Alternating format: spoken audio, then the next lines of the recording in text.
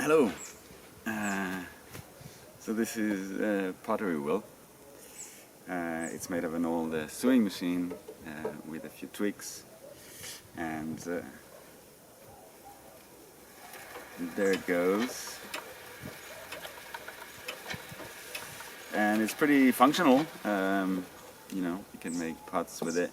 Those are made with clay that I got from the garden.